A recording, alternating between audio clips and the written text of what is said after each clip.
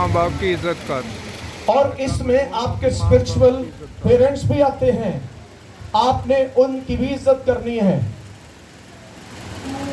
क्योंकि जो लोग खुदा के खातमों की इज्जत नहीं करते, बाइबल उसके मतलब बताती है खुदा उनसे खुश नहीं होता, क्योंकि वो आपकी तरबियत के लिए दिए गए हैं। वो स्पिरिचुअल आपके पेरेंट्स हैं, वो कलाम से आपको वो सारी चीज़ें बताते हैं जो खुदा पसंद करता है। आइए इस बात को देखते हैं। आज का पहला हवाला जो होगा इफ्सियों की कलीसिया के नाम खत, उसका 6वां बाब और उसकी पहली 3 आयात को खुदा के कलाम में से तलावत करेंगे। इफ्सियों 6वां बाब नए ऐतनामा में से मुकद्दस पौलुस रसूल की मार्फत लिखा गया खुदा का जिंदा कलाम। इफ्सियों 6वां बाब और उसकी पहली 3 आयात को पढ़ते हैं।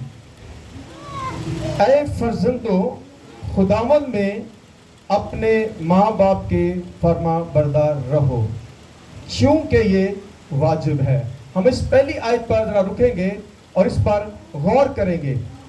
खुदा किन से मुखातिब है? जो फर्जंद हैं, जो बेटे और बेटियां हैं, जो इस बात का इकरार करते हैं कि ये मेरे पापा और मेरे मामा हैं।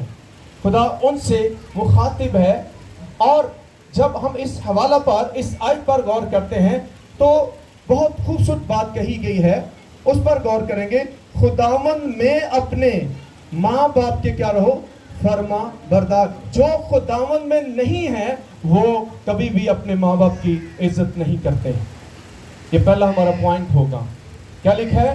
खुदावंद में, जो मसीह में आ जाते हैं, जो खुदा में आ जाते हैं, उन पर ये वाजिब है कि वो अपने पेरेंट्स की रिस्पेक्ट करेंगे, उनकी खिदमत करेंगे। जो मसीह में नहीं है वो, मैंने देखा है कि वो पेरेंट्स से प्यार नहीं करते। मैंने अपनी जिंदगी में इन बातों को देखा है कि वो अपने माँ बाप को घर से निकाल देते हैं। आज एंड जो होगा वो फिर इसका नतीजा बताएंगे बाइबल में से कि उनका हाल क्या होने वाला है, क्योंकि बाइबल जो है आपको रिजल्ट देती है, बाइबल आपको नतीजा बताती है। जब तक आपको किसी चीज का रिजल्ट का इल्म नहीं होगा, उसके नतीजे का पता नहीं होगा, आप फिर वो करते रहेंगे और आप कभी सुधरेंगे नहीं, कभी दुरुस्त नहीं होंगे। खुदा ने क्या कहा? जो जान गुनाह करेगी सो वो क्या करेगी? मरेगी, क्योंकि गुनाह की मजदूरी क्या है? मौत है। ये उसका रिजल्ट है, ये उसका नतीजा है। ये आज भी वही है, कल भी वही होगा, ये चेंज नहीं होगा। इसलिए हमें खुदा के कलाम की मुखालफत नहीं करनी। खुदा के कलाम की मुखालफत क्या है? ये गुनाह है, ये नाफरमानी है। खुदा इसको पसंद नहीं करता। जब खुदा ने कहा कि ये तुम पर क्या है? वाजिब है। आमीन। क्या लिखा है जी? वाजिब का क्या मतलब है? लाजिम है, जरूरी है। हम इसको डिनाई नहीं कर सकते।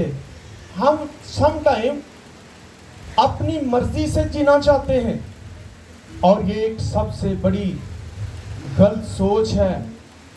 हमें पेरेंट्स के डिपेंड होकर ही रहना होगा, क्योंकि वो हमें पैदा करते हैं, वो हमें उंगली पकड़कर चलना सिखाते हैं। अगर आज आप किसी म्यार पर हैं, किसी मकाम पर हैं, तो ये उनकी मोहब्बत है, ये उनकी खिदमत है, ये उनकी मेहनत है, ये उनकी वफादारी है कि आपने कितना उन्हें दुख भी दिया तो भी वो अपने उस मकसद को जो खुदा ने उन्हें दिया है उस पर वो डटे रहे। आमीन। हटे नहीं है, और उसका अजर और उसका फल आप खा रहे हैं। तो मैं चाहता हूं कि ना सिर्फ हम उस अजर का फल खाएं, बल्कि उस अजर और उस फल का हक पहले उनका बनता है। आमीन। जब आपकी सैलरी आती है तो सबसे पहले अपने माँ बाप के हैंड ओवर करें, उनसे कहें ये आप लें, इस पर बरकत दें, जो आपकी जरूरत है वो आप ले लें। मैंने देखा है कि हम क्या करते हैं, हम माँ बाप को समझते इन्होंने अकल को नहीं, उस सैलरी अपने को रख देने। सारी जिंदगी उन्होंने आपको अकल दी तो हुण की उन्होंने अकल मर गई? क्या कह ਅਸੀਂ ਇੰਨੇ अकलमंद हो गए कि ਅਸੀਂ ਉਹਨਾਂ ਨੂੰ ਕਹਿੰਦੇ ਇਹਨਾਂ ਨੇ 1000 देने। नो, माँ बाप कभी कभी एक पाई भी जाया नहीं करते।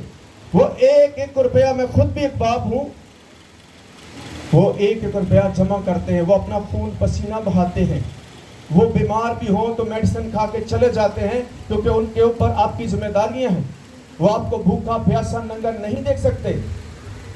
तो क्या हम उन्हें इग्नोर करें जब वो जरूरतमंद हो, जब वो चारपाई पर पड़े हों?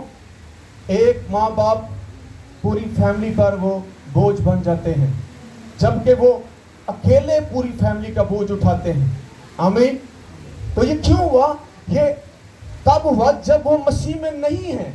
जब वो खुदा में नहीं है तो उनके लिए माँ बाप बोझ बन जाते हैं। जब आप खुदा में हैं तो फिर आपके लिए वो बोझ नहीं है।